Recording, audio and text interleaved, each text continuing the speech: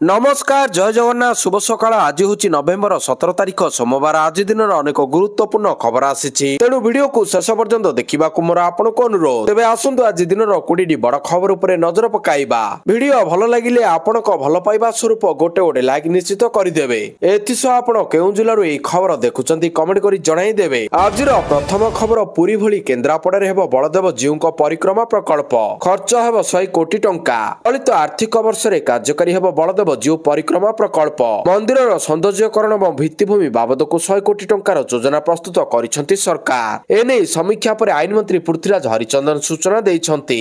केन्द्रापड़ा सांसद बैजयंत पंडा उपस्थित समीक्षा बैठक करथिले आईन मंत्री बैठक में उपस्थित रही केन्द्रापड़ा जिलापाल उपजिलापाल एंडामेंट कमिशनर अन्य अधिकारी मंत्री कहवा अनुसार यह प्रकल्प नहीं पूर्व 3 ରୁ 4 थर बैठक होईछि। मंदिर सेवक ट्रस्ट बोर्ड स्थानीय लोक एवं जनप्रतिनिधि आलोचना होईछि। खूब शीघ्र प्रकल्प नहीं चूड़ांत निष्पत्ति नियाजिबो बोली कहिसेंती मंत्री। परवर्ती खबर जरिमाना 50% ह्रास ट्राफिक नियम उल्लंघन करथिबा जानवाहन मालिक और चालक मानक पई ओडिशा सरकार एक बड़ रिहाती घोषणा करिसेंती। मोटरयान आईन 1988 अनुसार किसी निर्दिष्ट उल्लंघन क्षेत्र में पड़ रही जरिमाना राशि को ह्रास करने सरकार निष्पत्ति नहीं। यह सुविधा जुलाई 31 2025 पर्यंत उपलब्ध रहिबो। वाणिज्य एवं परिवहन विभाग द्वारा जारी होता एक नूतन विज्ञप्ति अनुसार अपराधी माने निर्दिष्ट उल्लंघन कंपाउंडिंग फी दे चालाण गुड़िक समाधान करें। निष्पत्ति पड़ रही ट्राफिक चालाणर बाकी परिमाण को कमाइबा एवं स्वेच्छाकृत भाव में नियम पालन को प्रोत्साहित कर लक्ष्य नि। परवर्ती खबर 19 ରୁ 21 दिन 3 दिन धरी हेब देव दीपावली श्रीमंदिर छत्तीसा निजोग महानायक जनार्दन पाटजोशी महापात्र आयोजन में 3 दिन धरी चलिबो उत्सव 19 नवेम्बर ରୁ 21 नवेम्बर पर्यंत सिंहद्वार निकटर एमार मठ सम्मुखें हेब दीपदान। श्रीमंदिर रीतिनीति और परंपरार पुनरुद्धार तथा सुरक्षा पर कार्य करुवा श्री जगन्नाथ सेवा संस्थान आनुकूल्य 3 दिन व्यापी देव दीपावली महोत्सव आयोजन करा जाउछि। महाप्रभु पालन करुवा दीपावली को देव दीपावली कहा जाए। यह 3 दिन धरी मार्गशीर कृष्ण चतुर्दशी मार्गशीर अमावास्या और मार्गशीर शुल्क प्रतिपदा 3टी तिथि श्रीमंदिर देव दीपावली पालन हुए। परवर्ती खबर भारतर लज्जाजनक पराजय दक्षिण आफ्रिका जितला इडेन टेस्ट कोलकातार इडेन गार्डेन्स भारतर लज्जाजनक टेस्ट पराजय दक्षिण आफ्रिका ठारू प्रथम टेस्ट हारिला भारत।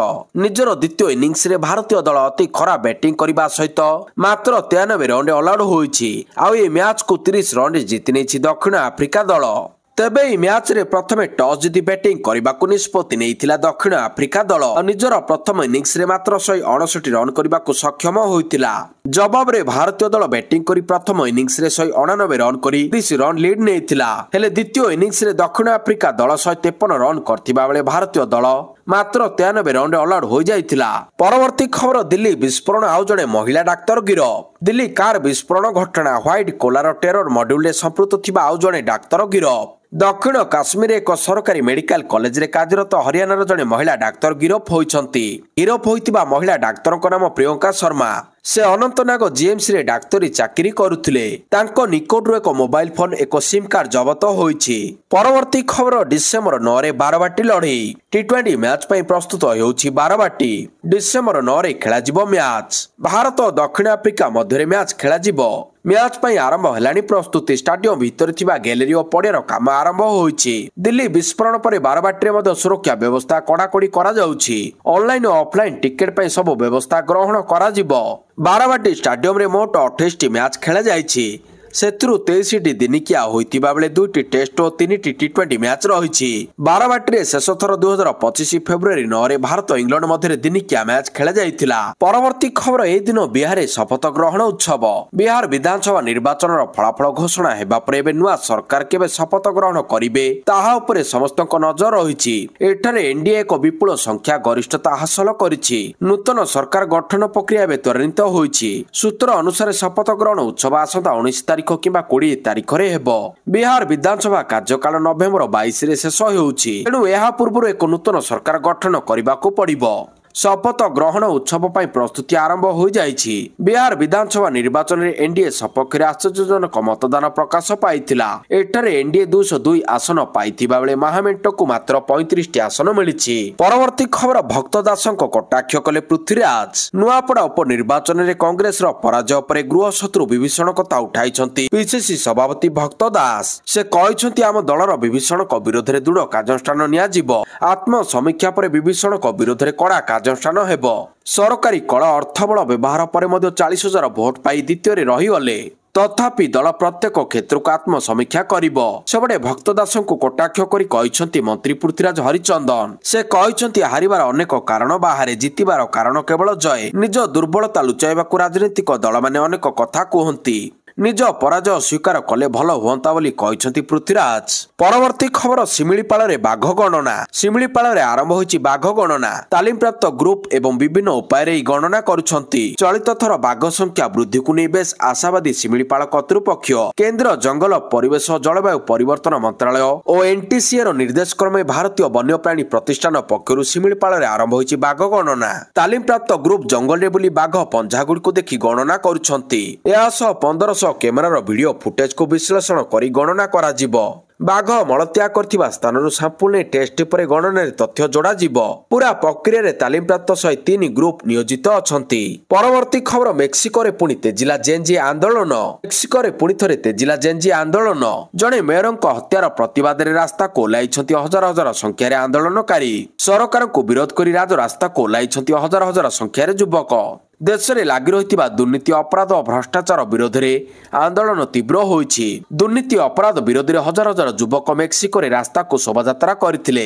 एही प्रदर्शन रे अधिक संख्यार युववर्ग सामिल होइछन्ति। सरकार को विरोध में शांतिपूर्ण आंदोलन करिछन्ति लोके। किछि स्थान रे पुलिस मुहांमुही होइछन्ति आंदोलनकारी। परवर्ती खबर सुरक्षा कर्मी को गुली रे 3 माओवादी निहत। विपुल परिमाणर अस्त्र शस्त्र जबत। मालकानगिरी सीमांत एनकाउंटर। छत्तीसगढ़ सुकमा जिले में भेजी एवं चिंता गुफा मध्य घन जंगल डीआरजी जवान एवं नक्सलमान मध्य एनकाउंटर चली। ऑपरेशन समय सुरक्षा बाहिनी को एक बड़ सफलता मिली। जिला रिजर्व गार्ड डीआरजी ऑपरेशन रे पर्यंत 3 जन माओवादी निहत होइतिबा निश्चित करा जायछि। निहतक मध्य जन्मी सिलिया कमांडर तथा कुख्यात स्नाइपर माडबी देबा अछंती।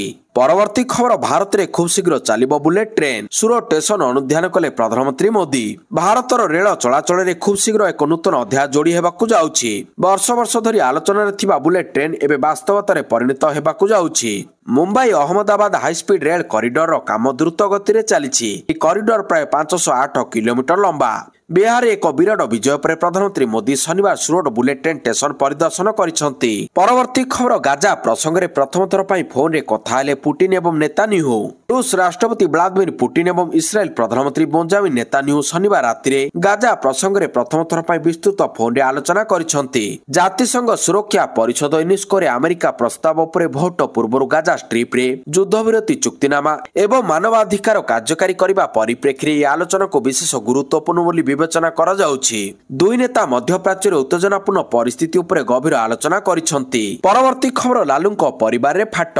बिहार विधानसभा निर्वाचन फलाफल पर लालू प्रसाद यादव परिवार मध्य थिबा विवाद कमिबार कौनसी लक्षण देखा जाउ नाही। एहा एबे सार्वजनीन होइछि। लालू प्रसाद यादव को द्वितीय जो रोहिणी आचार्य परिवार एवं राजनीति छाड़िबाकू निष्पत्ति घोषणा करथिले। से तांको निष्पत्ति पाई संजय यादव एवं रमजिंग को दायी करछंती। एहा परे एहा एक उत्तेजना सृष्टि करिछि। तेज प्रताप यादव मध्य रोहिणी को बयान जवाब रे असम्मान सह्य करबाकू अनिच्छुक बोली प्रकाश करिसंती। परवर्ती खबर महाप्रभुଙ୍କ पैता लगी नीति आज 5 घंटा साधारण दर्शन बंद। आज मार्गशीर कृष्ण त्रयोदशी तिथि अवसर में श्रीमंदिर महाप्रभुଙ୍କ पैता लगी नीति अनुष्ठित हेबो। ए नीति अपराह्न रे हेबो बोली श्रीमंदिर प्रशासन पक्षरु सूचना दिया जायछि। महाप्रभुଙ୍କର पैता लगी नीति अवसर में 5 घंटा पर्यंत साधारण दर्शन बंद रहिबो। दैनंदिन श्रीजीव मानक ठारे लागि होतिबा चंदन सुरक्षा निमंते महाप्रभुଙ୍କର पैता लागि करा जाय थाए। परवर्ती खबर नुआपड़ा फलाफल को नहीं बीजेडी आनिला बड़ अभियोग। निर्वाचन रे कारसादी होतिबा अभियोग कले स्नेहांगिनी छुरिया। जो भोट मेसिन रे आसीची मु ताको आग्रह करूची। फलाफल को मु खंडन करूची। निर्वाचन कमिशन को मध्य निंदा करूची। निर्वाचन दिन संध्या 5टा रे 75 शतकड़ा 7टा रे 77 शतकड़ा मतदान जणाइले। परदिन 10टा रे 81 शतकड़ा 12टा रे 83.45 शतकड़ा कहिले। ନୂଆପଡ଼ା ନିର୍ବାଚନରେ ଅନେକ ଗୁଡ଼ିଏ ବିରଳ ରେକର୍ଡ ସୃଷ୍ଟି ହୋଇଛି। ସ୍ୱାଧୀନତା ପରଠାରୁ ନୂଆପଡ଼ାରେ ଭୋଟିଂ ପ୍ରତିଶତ 70% ଭିତରେ ରହିଛି। ଉପନିର୍ବାଚନରେ କଣ ହେଲା 41ଟି ବୁଥରେ 90% ଅଧିକ ଭୋଟ ବୋଲି ଅଭିଯୋଗ କରିଛନ୍ତି ସ୍ନେହାଗିନୀ ଛୁରିଆ। ପରବର୍ତ୍ତୀ ଖବର ଖୋଲିଲା ଲାଲକିଲ୍ଲା ମେଟ୍ରୋ ଷ୍ଟେସନ ଘୋଷଣା କଲେ ଡିଏମଆରସି। ଲାଲକିଲ୍ଲା ବିସ୍ଫୋରଣ ପରେ ସୁରକ୍ଷାକୁ ଦୃଷ୍ଟିରେ ରଖି ଦିଲ୍ଲୀର ଲାଲକିଲ୍ଲା ମେଟ୍ରୋ ଷ୍ଟେସନକୁ ବନ୍ଦ କରିଦିଆଯାଇଥିଲା। ବର୍ତ୍ତମାନ କିନ୍ତୁ ପୁଣି ଷ୍ଟେସନର ସମସ୍ତ ଗେଟ୍ କାର୍ଯ୍ୟକ୍ଷମତା ପାଇଁ ଖୋଲି ଦିଆଯାଇଛି ବୋଲି ଡିଏମଆରସି ଟ୍ୱିଟ୍ କରି ଘୋଷଣା କରିଛନ୍ତି। ପୂର୍ବରୁ ଗେଟ୍ 2 ଏବଂ 3 ଖୋଲାଯାଇଥିବା ବେଳେ ଗେଟ୍ 1 ଏବଂ 4 ଖୋଲାଯାଇଛି। ନଭେମ୍ବର 10 ଦିଲ୍ଲୀ ବିସ୍ଫୋରଣ ପରେ ସତର୍କମୂଳକ ପଦକ୍ଷେପ ସ୍ୱରୂପ ମେଟ୍ରୋ ଷ୍ଟେସନକୁ ବନ୍ଦ କରିଦିଆଯାଇଥିଲା। ପରବର୍ତ୍ତୀ ଖବର ଶୀତ ଖେଳିବ ଲୁଚକାଳି। ଖରା ଯେମିତି ଲୁଚକାଳି ଖେଳୁଥିଲା ଠିକ୍ ସେମିତି ଶୀତ ମଧ୍ୟ ଏଥର ଲୁଚକାଳି ଖେଳିବ। କେଉଁ ଦିନ ଶୀତ କମିବ ତ କେଉଁ ଦିନ ପୁଣି ଦାନ୍ତ କାମୁଡା ଜାଡ ଜୀବନକୁ ଅସ୍ତବ୍ୟସ୍ତ କରାଇଦେବ, ଏଭଳି କିଛି ପୂର୍ବାନୁମାନ କରି ରାଜ୍ୟବାସୀଙ୍କୁ ଆଗୁଆ ସତର୍କ କରାଇଛନ୍ତି ବରିଷ୍ଠ ପାଣିପାଗ ବିଜ୍ଞାନୀ ଶରତ ଚନ୍ଦ୍ର ସାହୁ। ଜାଡମାଡରେ ଜଡସଡ ହେଉଛି ଜୀବନ, ପାରଦ ତଳମୁହାଁ ହେବା ସାଙ୍ଗକୁ ବଢୁଛି ଶୀତର ପ୍ରକୋପ। ଉପକୂଳ ପଶ୍ଚିମ ଦକ୍ଷିଣ ଓଡ଼ିଶା ସବୁଠି ବଢିଲାଣି ଥଣ୍ଡା। କନ୍ଧମାଳ ଜିଲ୍ଲାରେ 10 ଡିଗ୍ରୀ ତଳେ ପାରଦ ରହୁଥିବା ବେଳେ ଘନ କୁହୁଡି ସକାଳ 9ଟା ପର୍ଯ୍ୟନ୍ତ ଛାଡ଼ିବାର ନା ଧରୁନି। ଏପଟେ ଆସନ୍ତା 30 ତାରିଖ ପରଠାରୁ ଶୀତର ପ୍ରକୋପ ଆହୁରି ବଢିପାରେ, ତେଣୁ ଏହି ସମୟରେ ସତର୍କ ରହିବାକୁ ପରାମର୍ଶ ଦେଇଛନ୍ତି ବରିଷ୍ଠ ପାଣିପାଗ ବିଜ୍ଞାନୀ। ପରବର୍ତ୍ତୀ ଖବର ରୁଷ ୟୁକ୍ରେନ ମଧ୍ୟରେ ହେବାକୁ ଯାଉଛି ଏକ ବଡ ଚୁକ୍ତି, ନିଜେ ଘୋଷଣା କଲେ ରାଷ୍ଟ୍ରପତି ଜେଲେନ୍ସ୍କି। ୟୁକ୍ରେନ ଏବଂ ରୁଷ ମଧ୍ୟରେ ଏକ ବଡ ଚୁକ୍ତି ଖୁବ୍ ଶୀଘ୍ର ହେବାକୁ ଯାଉଛି। ୟୁକ୍ରେନ ରାଷ୍ଟ୍ରପତି ଜେଲେନ୍ସ୍କି ରବିବାର ଏହା ଘୋଷଣା କରିଛନ୍ତି। ସେ କହିଛନ୍ତି ଯେ ୟୁକ୍ରେନ ଏବଂ ରୁଷ ଯୁଦ୍ଧବନ୍ଦୀ ବିନିମୟ ପ୍ରକ୍ରିୟାକୁ ପୁନଃ ଆରମ୍ଭ କରିବା ପାଇଁ ସକ୍ରିୟ ଭାବରେ କାର୍ଯ୍ୟ କରୁଛନ୍ତି, ଯାହା ଫଳରେ ପ୍ରାୟ 12,000 ୟୁକ୍ରେନ ବନ୍ଦୀଙ୍କୁ ମୁକ୍ତ କରାଯାଇପାରିବ। ଜାତୀୟ ସୁରକ୍ଷା ମୁଖ୍ୟ ରୁସ୍ତମ ଉମରୋଭ ଶନିବାର ଆଲୋଚନାରେ ଅଗ୍ରଗତି ଘୋଷଣା କରିବାର ଗୋଟିଏ ଦିନ ପରେ ଏହି ବିବୃତ୍ତି ଆସିଛି। ପରବର୍ତ୍ତୀ ଖବର ଗୋଟିଏ ବର୍ଷ ମଧ୍ୟରେ ଚୀନରେ ପୁଣି ମିଳିଲା ତୃତୀୟ ସୁନା ଭଣ୍ଡାର। ଚୀନରେ ମାଟି ତଳୁ ମିଳିଛି ବିଶାଳ ସୁନା ଭଣ୍ଡାର। ଚୀନ ବୈଜ୍ଞାନିକମାନେ ଏହି ବିଶାଳ ସୁନା ଭଣ୍ଡାର ଆବିଷ୍କାର କରିଛନ୍ତି। ପ୍ରାରମ୍ଭିକ ଆକଳନ ଅନୁସାରେ ଏହି ବିଶାଳ ସୁନା ଭଣ୍ଡାରର ପରିମାଣ 1,000 ଟନ୍ରୁ ଅଧିକ ହେବ। ଜିନଜିଆଙ୍ଗ ଉଇଗୁର ସ୍ୱୟଂଶାସିତ ଅଞ୍ଚଳର ପଶ୍ଚିମ ସୀମା ନିକଟବର୍ତ୍ତୀ ପାହାଡରେ ଏହି ବିଶାଳ ସୁନା ଭଣ୍ଡାର ମିଳିଥିବା କଥା କହିଛନ୍ତି ସର୍ଭେରେ ସାମିଲ ଥିବା ଭୂତତ୍ତ୍ୱବିତ୍। ପରବର୍ତ୍ତୀ ଖବର ସିନିୟର ସିନା ହାରିଲେ ଜୁନିୟର ଚମକିଲେ ଦକ୍ଷିଣ ଆଫ୍ରିକା 1-9 ୱିକେଟରେ ହରାଇଲା ଭାରତ ଏ। କୋଲକାତା ଇଡେନ ଗାର୍ଡେନ୍ସରେ ଭାରତର ସିନିୟର ଦଳ ଦକ୍ଷିଣ ଆଫ୍ରିକାଠାରୁ ହାରିଥିବା ବେଳେ ରାଜକୋଟରେ ଭାରତ ଏ ଦଳ ଦକ୍ଷିଣ ଆଫ୍ରିକାକୁ ପରାସ୍ତ କରିଛି। ଦ୍ୱିତୀୟ ଦିନିକିଆରେ ଭାରତୀୟ ଦଳ ଦକ୍ଷିଣ ଆଫ୍ରିକାକୁ 9 ୱିକେଟରେ ହରାଇଛି। ପ୍ରଥମେ ବ୍ୟାଟିଂ କରି 30 ଓଭରରେ ସମସ୍ତ ୱିକେଟ ହରାଇ 132 ରନ୍ କରିଥିଲା। ଭାରତ ପକ୍ଷରୁ ନିଶାନ୍ତ ସିନ୍ଧୁ 4, ହର୍ଷିତ ରାଣା 3 ଏବଂ ପ୍ରସିଦ୍ଧ କ୍ରିଷ୍ଣା 2ଟି ଲେଖାଏଁ ୱିକେଟ ନେଇଥିଲେ। ପରେ ଭାରତ ପକ୍ଷରୁ ଓପନର ଋତୁରାଜ ଗାଇକ୍ୱାଡ ଅପରାଜିତ 68 ରନ୍ ଏବଂ ଅଭିଷେକ ଶର୍ମା 32 ଓ ତିଲକ ବର୍ମା ଅପରାଜିତ 29 ରନ୍ କରିଛନ୍ତି। ପରବର୍ତ୍ତୀ ଖବର ବିଳାସପୂର୍ଣ୍ଣ କଟେଜରୁ ପ୍ରକୃତିର ମଜା। ରାଜ୍ୟର 6ଟି ସ୍ଥାନରେ ଇକୋ ରିଟ୍ରିଟ୍ ଆରମ୍ଭ। ଖୋଲିଲା ଇକୋ ରିଟ୍ରିଟ୍। ରାଜ୍ୟରେ 6ଟି ଇକୋ ରିଟ୍ରିଟ୍କୁ ରାଜ୍ୟ ଉପମୁଖ୍ୟମନ୍ତ୍ରୀ ପ୍ରଭାତୀ ପରିଡା ଭିଡିଓ କନଫରେନ୍ସ ମାଧ୍ୟମରେ ଶୁଭ ଉଦ୍ଘାଟନ କରିଛନ୍ତି। ପର୍ଯ୍ୟଟନକୁ ନିଆରା ଅନୁଭୂତି ଦେବାକୁ ହୀରାକୁଦ, ସାତକୋଶିଆ, ସୁନାପୁର, ଦାରିଙ୍ଗବାଡି, ପୁଡସିଲ, ଭିତରକନିକା ଆଭାସୀ ଯୋଗେ ଇକୋ ରିଟ୍ରିଟ୍ ଉଦ୍ଘାଟନ କରିଛନ୍ତି ଉପମୁଖ୍ୟମନ୍ତ୍ରୀ ପ୍ରଭାତୀ ପରିଡା। ଓଟିଡିସି ମାଧ୍ୟମରେ ଏହି କଟେଜ ଗୁଡ଼ିକୁ ବୁକ୍ କରାଯାଇପାରିବ। ପରବର୍ତ୍ତୀ ଖବର ଓଡ଼ିଶାରେ ପଶିଲେଣି ବାଂଲାଦେଶୀ। ଓଡ଼ିଶାରେ ଲୁଚିଥିଲେ ଏକାଧିକ ବାଂଲାଦେଶୀ ଚଢ଼ାଉ କରି ଧରିନେଲା ପୋଲିସ। 2 ସନ୍ଦିଗ୍ଧଙ୍କୁ ଅଟକ ରଖିଛି ପୋଲିସ।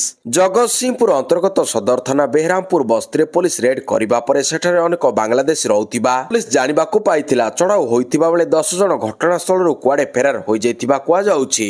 2 ସନ୍ଦିଗ୍ଧଙ୍କୁ ପୋଲିସ ଅଟକ ରଖିଛି। ଭଡ଼ାଘରେ 30ରୁ ଅଧିକ ବାଂଲାଦେଶୀ ରହୁଥିବା ସୂଚନା ମିଳିଥିଲା। ଘଟଣାସ୍ଥଳରେ 2 ପ୍ଲାଟୁନ ପୋଲିସ ମୁତୟନ କରାଯାଇଛି। ପରବର୍ତ୍ତୀ ଖବର ଶ୍ଵେତପଣ୍ଡାଙ୍କୁ ଏକଲବ୍ୟ ପୁରସ୍କାର। ବ୍ୟାଡମିଣ୍ଟନ ତାରକା ଶ୍ଵେତପଣ୍ଡା ପଣ୍ଡାଙ୍କୁ ସମ୍ମାନଜନକ ଏକଲବ୍ୟ ପୁରସ୍କାରରେ ସମ୍ମାନିତ କରାଯାଇଛି। ଇମ୍ପାକ୍ଟ ପକ୍ଷରୁ 33ତମ ଏକଲବ୍ୟ କ୍ରୀଡା ପୁରସ୍କାର ପ୍ରଦାନ ସମାରୋହରେ ଶ୍ଵେତପଣ୍ଡାଙ୍କୁ ଏହି ପୁରସ୍କାର ପ୍ରଦାନ କରାଯାଇଛି। ପୁରସ୍କାର ବାବଦରେ ତାଙ୍କୁ 7 ଲକ୍ଷ ଟଙ୍କା ସହିତ ଟ୍ରଫି ଏବଂ ଉତ୍ତରୀୟ ପ୍ରଦାନ କରାଯାଇଥିଲା।